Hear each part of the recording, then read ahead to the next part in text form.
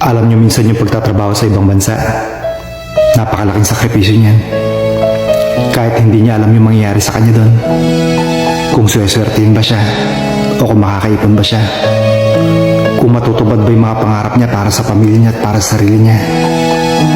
Alam niyo, sumugal yan.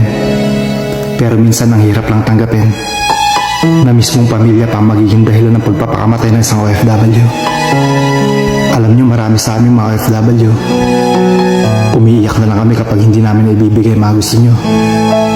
Kasi akala niyo, ayaw namin magbigay. Hindi niyo alam, dinadamdam namin yan. Kapag masama ang loob niyo sa amin, umiiyak na lang kami. Lagi niyong tatandaan, kaming mga OFW walang karamay sa abroad. At kayong mga kamag-anak namin sa Pilipinas, ang nagiging lakas namin para magpatuloy. Sana lagi niyong tatandaan yan.